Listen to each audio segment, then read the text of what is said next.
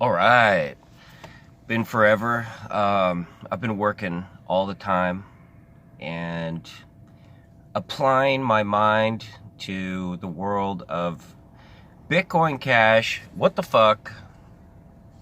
Craziness still going on, but haven't lost hope, all hope yet. So wanted to, this video, the goal of it is to give an explanation and give you a standard by which you can measure whether or not something is economically a good thing or a bad thing, and how you could predict the outcome of any transaction, whether it be good or bad.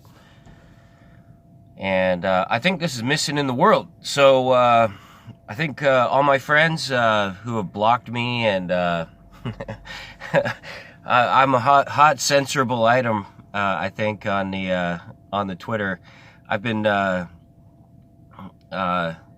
I think I've done over 10,000 tips on Twitter.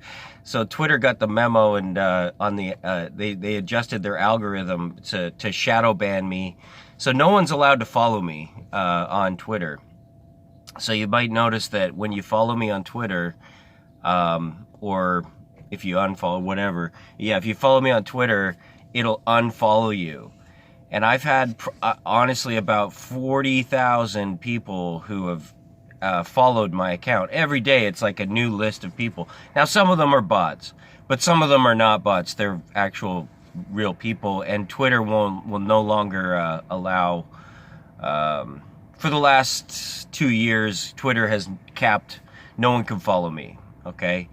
So it won't show how many followers I actually have. It's just locked it at like at 1,500. But anyway, whatever. So, but yeah. So, but anyways, I think a lot of folks have been sort of trying to get rid of my nonsense or whatever. A lot of folks. I realize that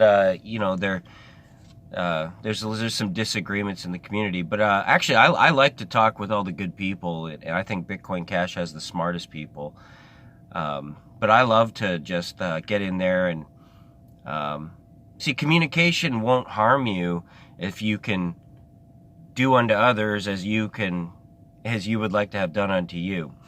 See, the only time communication will harm you is either you fail to start a communication when you should, you fail to get your communication understood,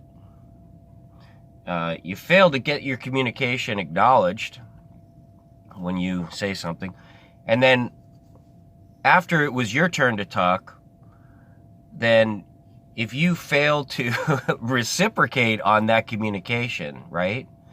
So after it's your turn to talk and there's been an acknowledgement, you can reverse that flow where now it's their turn to say something, whatever, it doesn't even matter. This is true on any subject, by the way. This is a definition of two-way communication.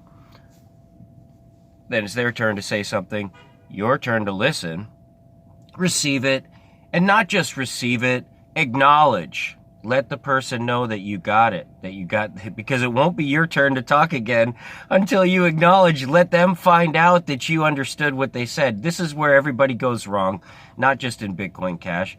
Actually, we acknowledge a little bit more, probably about 5 to 10% more than the average one lifetime animal. So that's pretty good. We're head and shoulders above the average, the average guy. But the truth is, man, blocking everybody and all that kind of stuff. I mean, it really just shows that you have a misunderstanding. If now, if you think someone is legitimately trying to cause harm, that's a legitimate reason why you would block someone or censor them, because you just don't really want to hear what they have to say. Well, that's totally fine, totally up to you.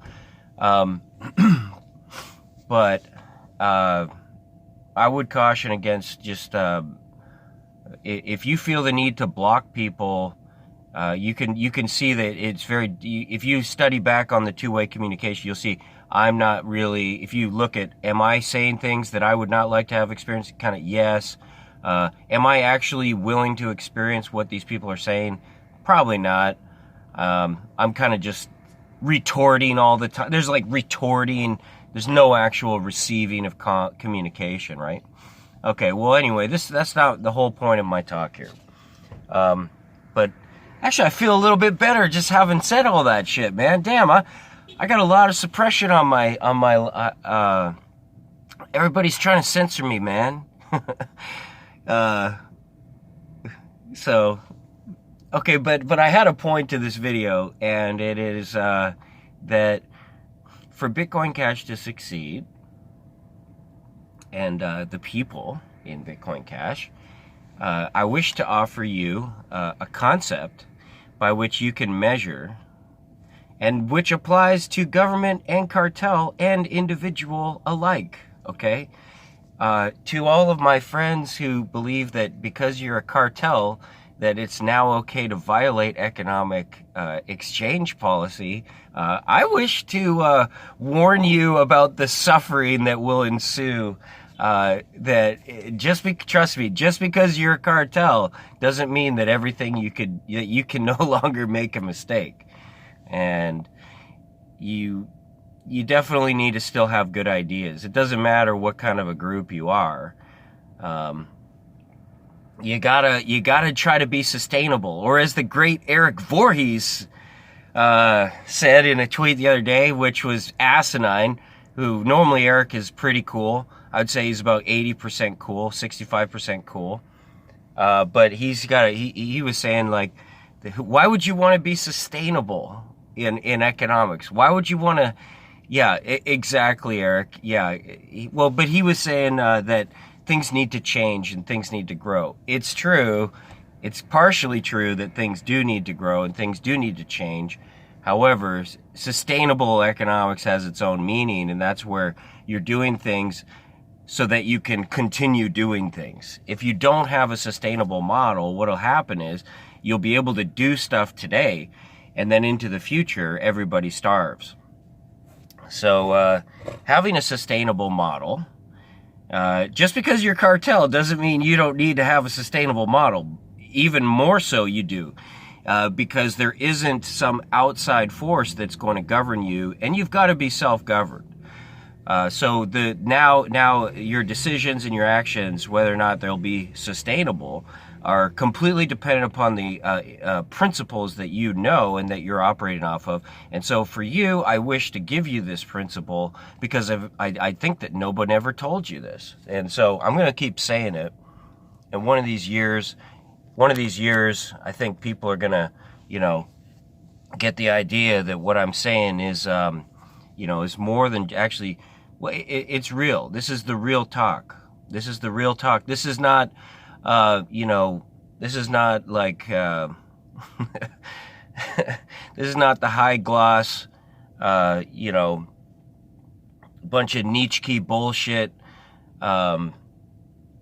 Jungian fucking ass crack, fucking retarded, inapplicable datums. Okay, so this is the real deal.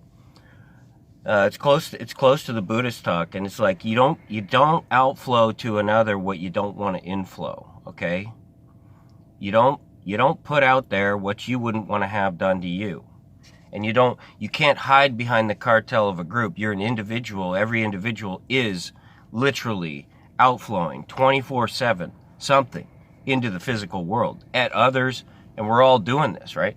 So, like with The Secret, they get it wrong too. It's like you're actually lodged in on the physical world like two terminals on a battery, right? So they think like, oh well, if I just think nice thoughts, right, then my outflows will be nice thoughts and good things will come back to me. But it doesn't work like that. You're literally a slave to the physical world, right? But if you can learn this principle that I'm talking about, you'll see that this is the real deal. So you don't outflow what you don't want to inflow. Okay, this is the principle that governs economics, man. Also governs interpersonal relationships. So I would say it's senior to those subjects.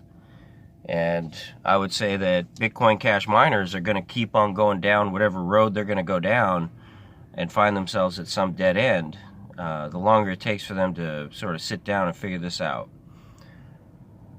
So you just, when you're going to make a decision and you want to change the fundamental of, should I go left? Should I go right? You go the path that allows for the most long-term future exchange for everybody. That's the way you go. Okay? And now, sometimes some of our friends are struggling, and we like our friends, and we feel bad for our friends. Now, unfortunately, in this universe, weaknesses are often rewarded and can be used as a substitute for giving and taking. So, for example, I'm a kid. I don't want to go to school today. I'm not really ill, but I just don't want to go to fucking school. Why? Because school sucks ass. School's no fun. So what do? I create a weakness and then use it to promote why I don't have to outflow my body to school. So I go to my mom and dad. Well, I'm really sick. I'm not feeling good today. I can't go and produce. I can't outflow, right? Why? Because I'm sick. And then they say, if it doesn't work, now I have to really turn it on and say, well, I'm really, really sick. I'm really, really sick. I just don't want to go. I don't want to go to school today. Finally, they go, wow, I think you're really sick. Okay. Same thing with ABC. They go, well, we really don't have a lot of money, guys. No, I'm serious. We don't have a lot of money, and we really don't want to go to school today. And then people go, yeah, okay, well, here's some donations. And they go, no, we really need a lot more money. And then, so instead of selling the people and taking responsibility for the fundraising, they find some other way to, using sympathy, right, as a means for why it's okay for ABC to take and then potentially not give back. And it opens the door, and ABC is a good company. I think they probably will deliver what's promised. But here's the kicker. It's the same thing that killed volunteerism. That's why volunteerism is not workable. It's just an intellectual masturbation. So this is the principle. This is the whole thing.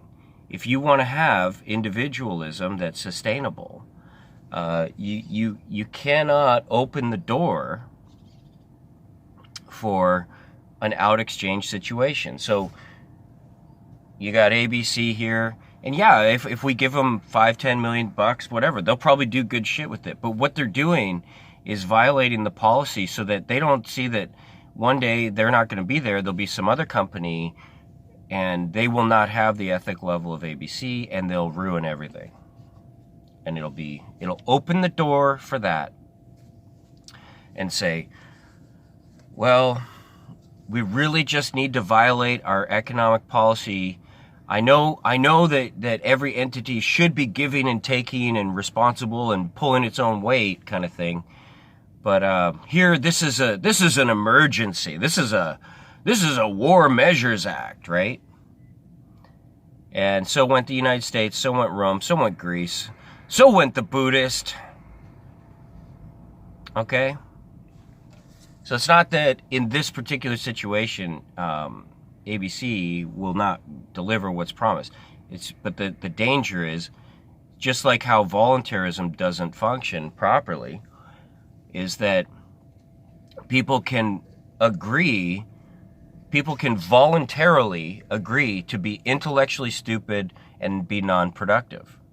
And so the capitalist, what he does is he controls the education within the society.